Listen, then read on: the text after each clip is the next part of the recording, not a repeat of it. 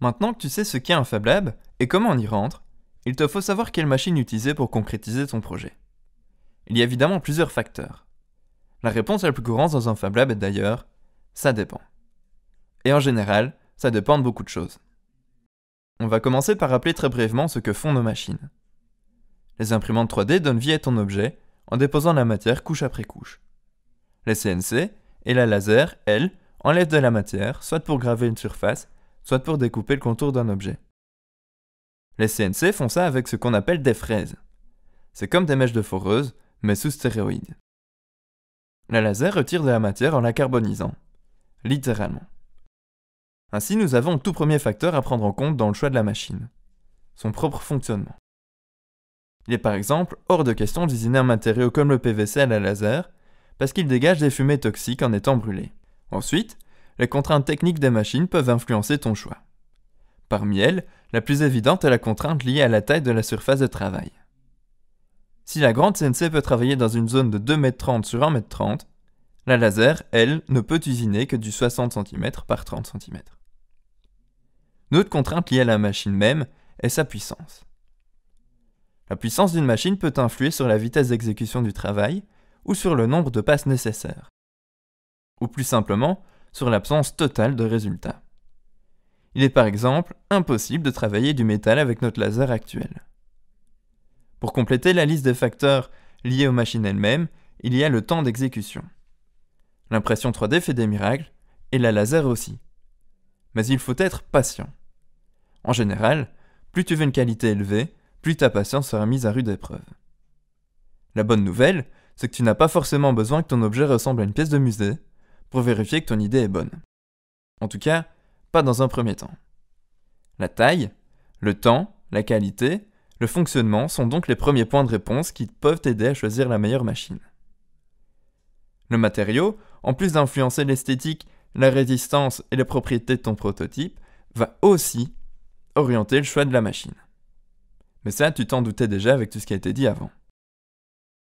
D'ailleurs, si tu n'es pas sûr de la compatibilité entre la matière et la machine, demande de l'aide à l'équipe du Fab Lab pour éviter tout danger. Au-delà de ça, tu peux aussi choisir la machine en fonction de tes affinités. Chaque personne vient au Fab Lab avec ses propres ressources. Tu es peut-être très à l'aise avec le dessin vectoriel ou la modélisation 3D. Ou alors tu n'as aucune de ces prédispositions, mais ta curiosité et ta soif d'apprendre sont insatiables. Dans ce cas, nous t'apprendrons tout ce qu'il faut savoir. Ensuite, vient bien sûr le coût. Nous facturons l'accès au Fab Lab ainsi que l'utilisation des machines. À ça, tu dois ajouter le prix de la matière première. Et si nos prix sont attractifs, notre but est de faciliter l'accès à la technologie pour tous, ce n'est pas forcément le cas des matériaux. Toutes ces choses peuvent donc influencer ta décision sur le choix des machines. Ces facteurs sont très importants et interagissent entre eux. Mais aussi capitaux soient-ils, ils restent conditionnés à une seule chose, ton projet. Les machines du Fab Lab ont un seul but, t'aider à concrétiser ton idée. L'équipe va donc faire en sorte que tu prennes tous ces facteurs en compte lors de la conception de ton projet. Ainsi, chaque contrainte deviendra plus un défi qu'un obstacle. Tout ceci souligne l'importance d'avoir une idée claire de ce que tu veux, mais aussi d'entrer en contact avec nous le plus tôt possible dans la réalisation de ton projet.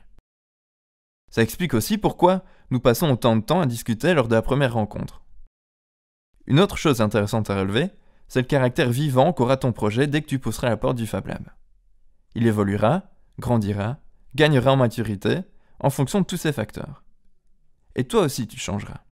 Tu appartiendras à une communauté de makers, ton vocabulaire changera, ta façon de penser aussi, alors que ton regard sur les choses s'affûtera.